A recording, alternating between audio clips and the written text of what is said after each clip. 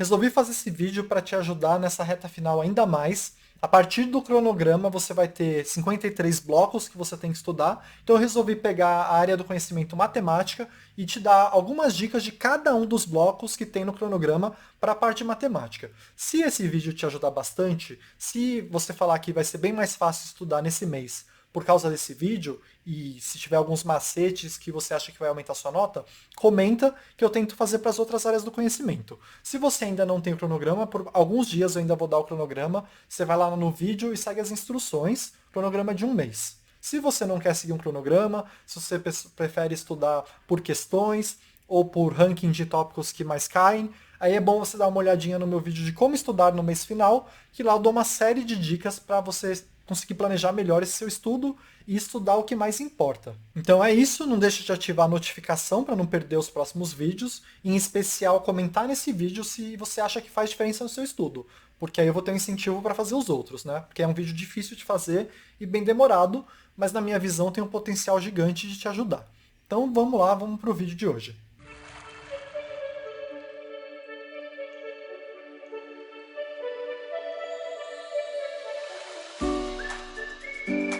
Então vamos lá. Primeiro bloco, a primeira área é matemática, são 15 blocos, e já vou de cara falar um por um. Então bloco 1, operações básicas, potenciação e radiciação. O que é importante desse bloco?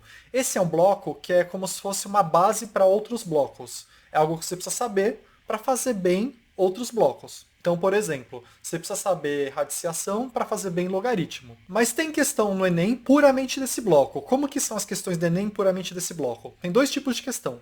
Uma vai ter uma tabela com vários dados, você vai ter que multiplicar os dados ou somar os dados. E qual que é o problema desse tipo de questão?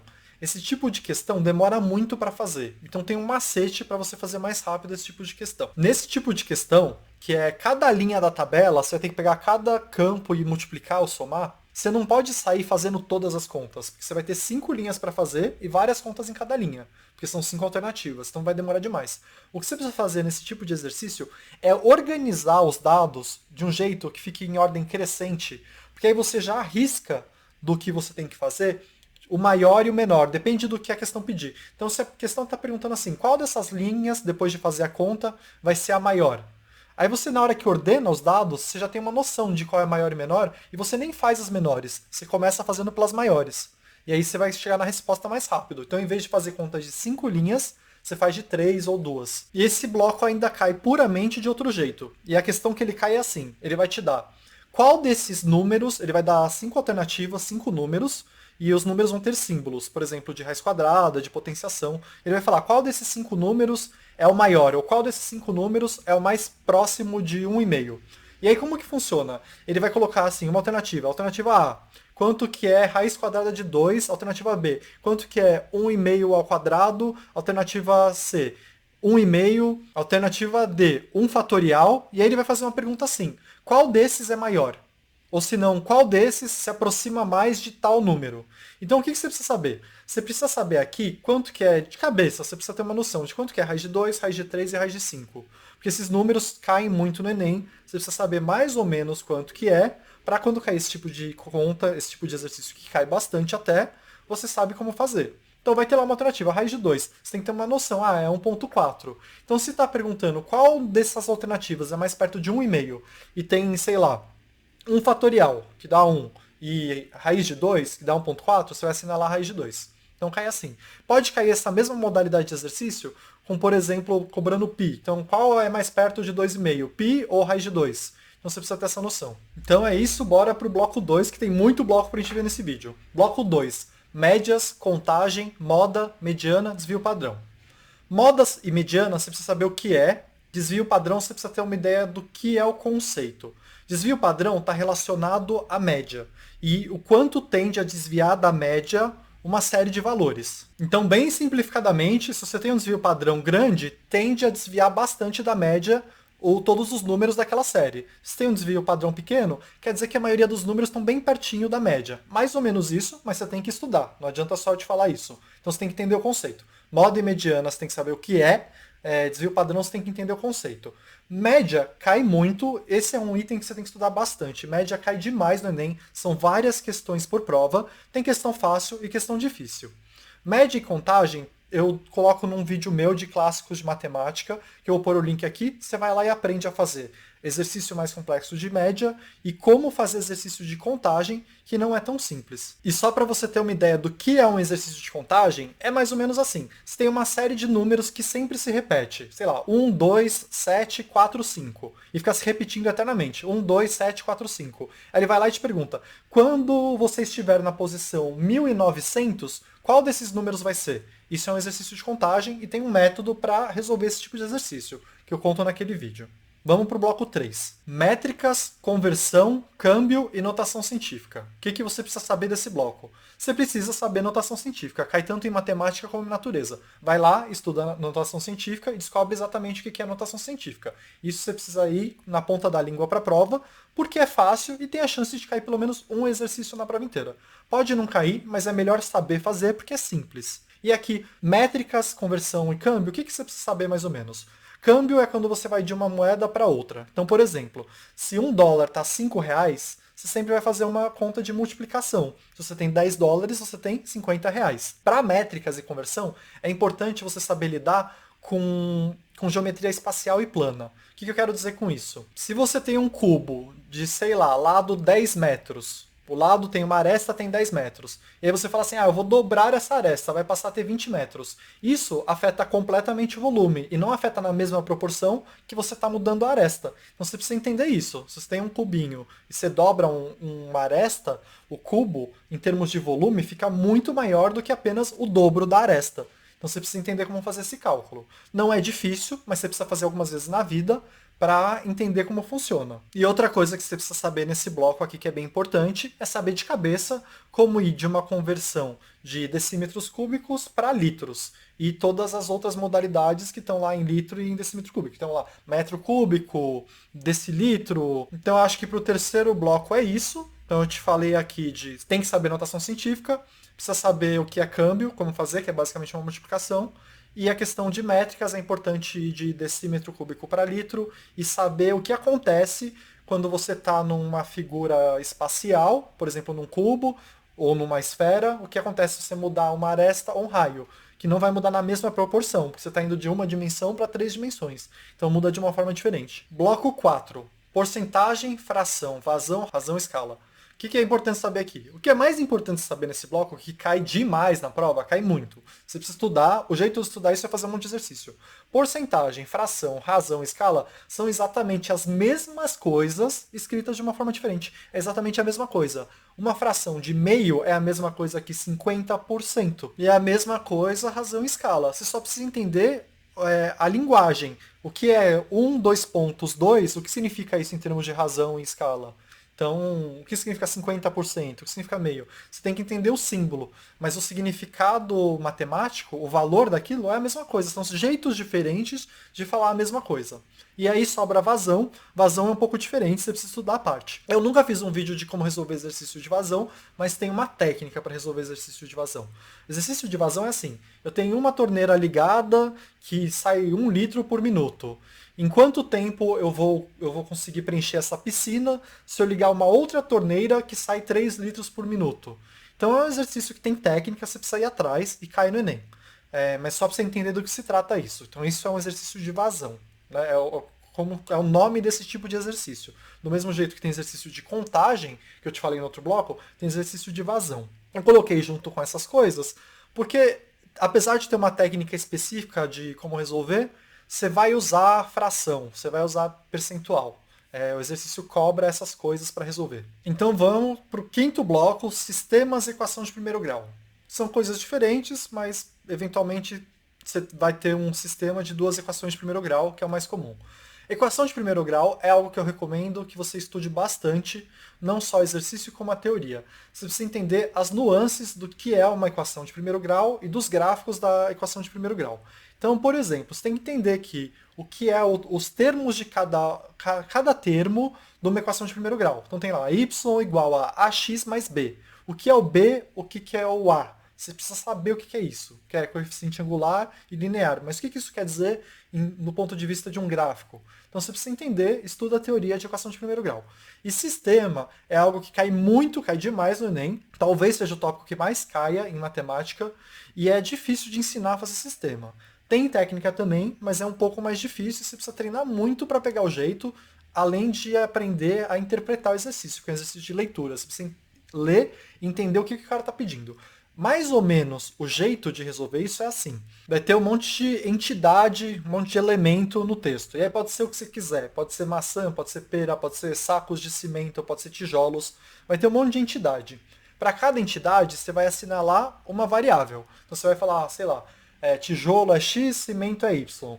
E o segredo para resolver um exercício de sistema é você conseguir pôr numa mesma equação mais de uma variável, para que você consiga depois resolver essas equações e chegar num valor para cada uma das variáveis. É como se fosse um quebra-cabeça. Só que você vai ter que ler e entender o que o cara está falando. Mas é um quebra-cabeça porque você resolve esse quebra-cabeça no momento que você consegue relacionar bem as variáveis. Do tipo, quando eu tenho tanto disso, eu vou ter tanto daquilo. Se você consegue montar duas equações relacionando as variáveis, você consegue chegar no valor das variáveis. Então é assim que resolve um sistema. Claro que é bem mais complexo que isso, você precisa treinar muito. Mas se você treinar bastante, não tem tanta teoria, é mais treino. Se você treinar bastante e conseguir interpretar bem os textos, você vai conseguir resolver. E é uma boa parte da prova exercício de sistema. E as últimas coisas que eu falaria desse bloco, que são mais teoria, você precisa saber, é que para a parte de equação de primeiro grau, você precisa aprender a calcular o coeficiente angular, isso é importante, e você precisa saber as várias formas de escrever uma equação de primeiro grau. Tem mais de uma forma, você precisa saber várias formas. Você pesquisa e descobre isso, isso te ajuda a resolver alguns exercícios. Vamos para o bloco 6, logaritmo. Eu sei que muita gente tem medo de logaritmo, e é difícil mesmo, e você tem que estudar bastante teoria e bastante treino. Não tem atalho para logaritmo. Qual que é a dica que eu posso te dar de logaritmo? Primeiro, você não vai conseguir fazer o bloco 6 direito, o logaritmo bem, se você não for muito bom no bloco 1. Você precisa ser muito bom em potenciação, muito bom em radiciação e muito bem em fração para conseguir fazer logaritmo. É uma matéria que exige uma construção anterior para que você consiga resolver os exercícios. Então, se você não consegue resolver nem o caso mais básico de logaritmo, volta para essas matérias. Começa de novo. Fração, radiciação, potenciação. Quando você for muito bom nessas três, o primeiro exercício mais simples de logaritmo vai ser fácil também. Qual outra dica eu posso te dar de logaritmo? Primeiro, não se desespere, vai com calma no seu ritmo e tenta estudar bastante teoria, bastante prática. E o segredo para você aprender logaritmo é: logaritmo tem várias regrinhas que você tem que saber. Sei lá, tem umas 6 regrinhas que você tem que saber. Você tem que saber a definição de logaritmo e tem mais umas 5 regras de como resolver um exercício de logaritmo. Tenta aprender uma regra por vez. Não vai para um exercício que exige que você saiba 4 regras para resolver. Você vai pegar o primeiro caso, a primeira regra, e ficar pensando a respeito dessa primeira regra, estudar essa primeira regra e tentar achar um exercício que só usa essa primeira regra. Conseguiu entender bem dessa primeira regra? Aí você fala, beleza, me sinto apto a aprender a segunda regra. Não adianta você aprender. Se você não for bom em matemática, se você tem dificuldade em logaritmo, não adianta você, no primeiro exercício, tentar usar 5 regras. Você não vai sair do lugar. Vai por partes, divide o problema. Tem várias regras, aprende uma por vez.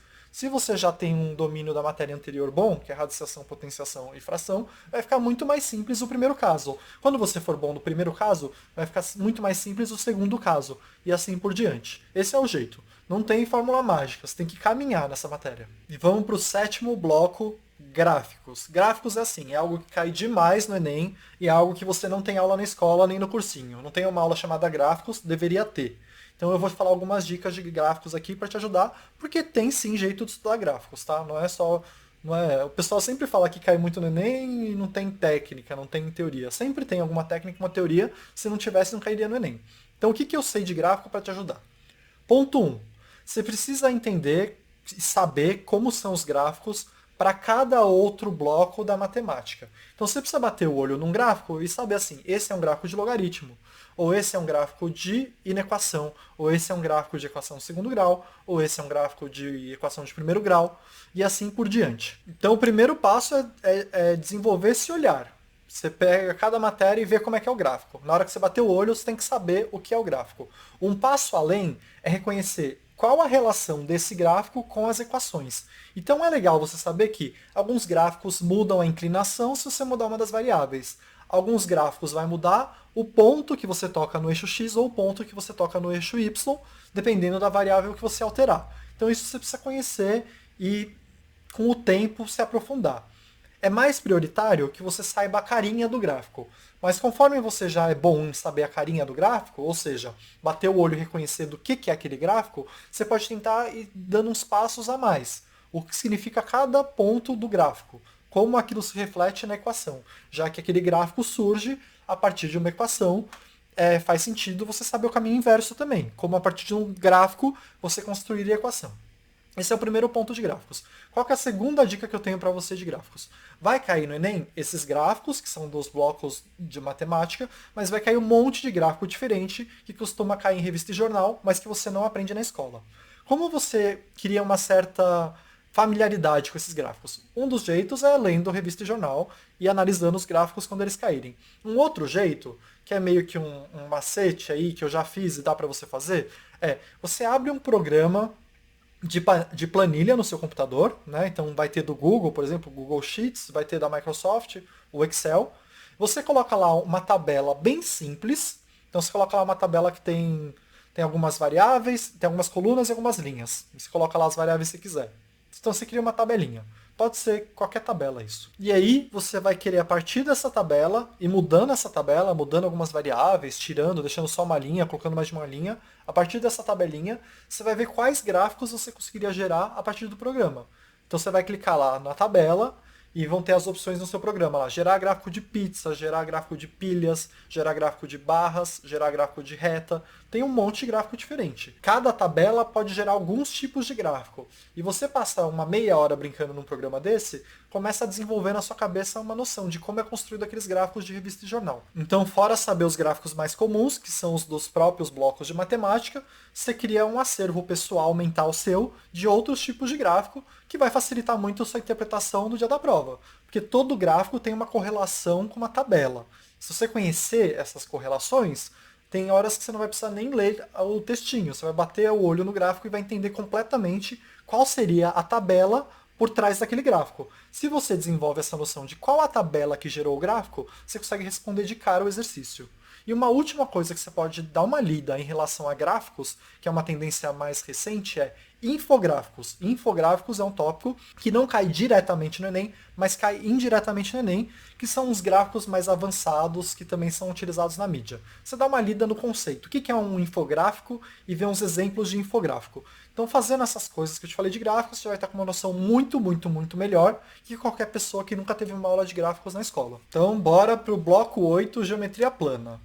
O que cai bastante em geometria plana? Cai bastante retângulos, círculos, circunferências, círculos e triângulos. Triângulo é algo mais difícil, que exige mais fórmulas e teorias. Você precisa estudar bastante teoria de triângulo e fazer bastante exercício de triângulo. A parte de círculo e de retângulos é mais prática do que teoria, porque quase não tem fórmula. Círculo tem, sei lá, 2 fórmulas e retângulo não tem nenhuma fórmula. Então você não vai estudar quase nada de teoria, mas você vai ter que fazer muita prática, porque tem muito exercício de interpretação. O difícil de exercícios de retângulo e círculo é mais interpretação. Agora, triângulo não. Triângulo tem exercício teórico difícil também. Então você precisa entender quais são os tipos de triângulo e como calcular a área de cada um dos tipos de triângulo. A parte de triângulo é um pouco mais extensa e mais desafiadora. Mas se você treinar bastante, você vai ficando bom se você tiver uma base teórica razoável. Bloco 9, geometria espacial. Muito parecido, você tem que saber as fórmulas principais de cubo, paralelepípedo, pirâmide, cone, prisma e esfera. Basicamente isso. Os exercícios mais complexos, o que eles fazem para deixar um exercício mais complexo? Eles misturam geometria plana com espacial. Então você vai ter que calcular primeiro uma face de algo para depois chegar no volume de algo. Vai ter que conhecer bem a geometria plana para conseguir fazer bem o exercício de geometria espacial. Mas em termos de teoria, é pouca coisa de geometria espacial. São algumas poucas fórmulas que você precisa conhecer e praticar algumas vezes para ficar bom. A gente vai para o bloco 10, círculo trigonométrico e equação da circunferência. São coisas completamente diferentes, mas estão juntas porque tem a ver com círculo e circunferência. Não cai tanto no Enem. Equação da circunferência é muito raro, mas já caiu. Você precisa saber Como é a carinha de uma equação de circunferência, isso você precisa saber. Como é uma equação de circunferência, diferenciar de uma equação de elipse e saber mais ou menos como que aquela equação vira um gráfico. Então isso você precisa dar uma lidinha, cai pouco, mas eu acho que compensa. Eu acho que dá para você aprender razoavelmente bem equação de circunferência em menos de meia hora. Círculo trigonométrico é algo que cai um pouco mais, não cai muito, mas cai um pouco mais, e isso você precisa dominar para conseguir resolver os exercícios. Então o que você precisa saber de círculo trigonométrico? Você precisa saber o conceito de π dentro de um círculo trigonométrico, você precisa entender bem a questão dos graus, de como anda para um lado, como anda para o outro, você precisa entender bem a questão de seno, cosseno e tangente e como isso se relaciona ao círculo trigonométrico. E é isso. Aí você vai ter que gastar mais tempo para estudar, você vai ter que se concentrar mesmo, ler um monte de teoria, fazer um monte de exercício, mas não tem caminho fácil. Depois que você aprende, é um tipo de exercício que fica fácil. Não é como análise combinatória e logaritmo, que mesmo depois de aprender é difícil. Círculo trigonométrico, no momento que você domina ele, os exercícios vão se tornar fáceis. Então eu acho que vale a pena você aprender, apesar de cair pouco. Bloco 11, análise combinatória, que para mim seria o segundo tópico mais complexo que pode cair no Enem. E o problema desse tópico, análise combinatória, é que cai bastante. Não tem atalho para análise combinatória, você vai precisar estudar muito e praticar muito. O que eu recomendo é, divide o problema. Tem vários tipos. Dentro de análise combinatória tem vários subtópicos. Aprende um por vez. Descobre o que é um por vez. O que é uma combinação, o que é um arranjo, o que é fatorial. Vai vendo uma coisa por vez. Fica bom numa coisa, passa para outra. Não tenta ver tudo de uma vez. Se você tentar ver tudo de uma vez, vai ficar mais difícil ainda. Se você domina o básico de cada subtópico de análise combinatória, pelo menos os exercícios mais fáceis você vai conseguir fazer no Enem. Para fazer os exercícios mais difíceis de análise combinatória, exige mais treino e mais aprofundamento. Não é um tópico simples. Mas eu acho que o básico bem feito você consegue ver usando essa tática de divide o problema. Vê um pedaço da análise combinatória por vez. Depois você pensa a respeito e tenta juntar todos eles num bloco. Eu vou tentar no futuro fazer um vídeo sobre isso, não sei se vou conseguir, mas por hora é isso que eu tenho para te dizer de análise combinatória. Probabilidade estatística. Tem exercício difícil, eu acho a análise combinatória bem mais difícil. Probabilidade estatística tem algumas regras que você tem que dominar, aquelas regrinhas do e ou, e se você for muito bom em fração, facilita muito sua vida em probabilidade estatística. E é algo que você tem que ler a teoria e treinar. Eu acho bem mais fácil que a análise combinatória, mas tem exercício difícil. Não tem como você ficar bom em probabilidade estatística sem ficar bom em fração antes. E também não tem como você resolver a maioria dos exercícios sem ter um domínio básico das teorias de probabilidade estatística. Então é assim que você tem que seguir. O bloco 13, para mim, seria o mais difícil de todos se caísse bastante no Enem, que é inequação e equação de segundo grau. Para sua sorte, não caí na equação de segundo grau, nunca vi um exercício de inequação de segundo grau. Cai alguns exercícios de inequação simples, que não tem que fazer conta, você só tem que entender como seria uma inequação em um gráfico. Então é simples. Gráfico de inequação é simples, mas você precisa dar uma olhada antes, não dá para você chegar na prova sem saber a teoria. A parte difícil de inequação, nunca vi cair. Aquela coisa que você aprende no colegial de varalzinho, isso é coisa de Fulvestre, nunca vi cair no Enem. Mas se tivesse inequação de segundo grau no Enem, seria mais difícil. É mais difícil do que a análise combinatória, na minha opinião, porque demora muito, são exercícios grandes e é muito fácil errar. Equação de segundo grau, às vezes cai. O jeito de estudar a equação de segundo grau é o mesmo de estudar a equação de primeiro grau, e se você já for bom em equação de primeiro grau, é mais simples ficar bom em equação de segundo grau. Então você tem que entender o que é uma equação de segundo grau, o que significa cada variável dentro de uma equação de segundo grau. Então você tem que saber lá o que é o A, o que é o B, o que é o C. Você precisa saber colocar uma equação num gráfico e você precisa saber também fazer Bhaskara. E é isso. É um tópico um pouco mais extenso e eu acho que o mais importante de equação de segundo grau é você saber trabalhar com essa relação, equação e gráfico. Não é como na Fulvestre, que o mais importante é você saber fazer uns cálculos super complexos de sistema com equação de segundo grau. Mas você precisa dar uma estudada. Bloco 14. Para sua felicidade, quase não cai, mas cai. Quando cai função seno, função cosseno e função tangente, quando cai isso no Enem, que é o bloco 14, ele cai só cobrando o gráfico. Então você tem que entender basicamente a relação gráfico e equação. Você não precisa saber fazer um monte de cálculo em relação a seno e cosseno. Para ficar bom em seno e cosseno, então, você precisa conhecer o gráfico, conhecer o formato da equação e você já tem que ser bom em círculo trigonométrico. Então, se você não está entendendo absolutamente nada de função seno e cosseno, volta para círculo trigonométrico e se desenvolve mais em equação de primeiro grau e segundo grau, que é como se fosse um nível mais fácil de função seno e cosseno. Mas isso quase não cai no Enem. Caíram acho que 3 questões nos últimos 8 Enems. Então é pouco. Se você está com dificuldade nos outros tópicos que já passaram, aprende melhor os outros tópicos. Isso não é prioridade. Isso assim, é a última coisa que você vai estudar, porque cai pouco. Bloco 15, juros compostos e matriz. Juros compostos cai bastante e você tem que estudar. Você tem que saber o que é juros compostos.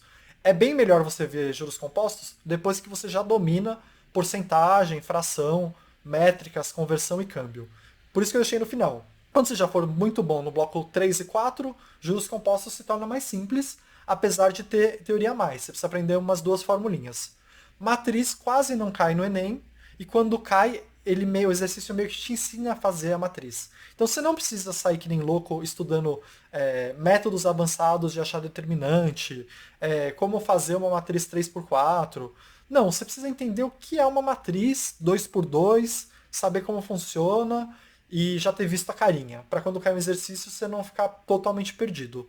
Mas é uma matéria que quase não cai, caiu menos que função seno e cosseno. Então é isso, de novo, se esse é um tipo de vídeo que te ajuda, se você acha assim, esse vídeo me ajudou, vai ficar bem mais fácil para mim seguir o cronograma, eu tento fazer das outras áreas. Se não, não, porque é muito difícil fazer um vídeo desse, demora, o risco de eu errar é grande, mas comenta aí o que você acha, tá? Então é isso, espero que ajude e obrigado.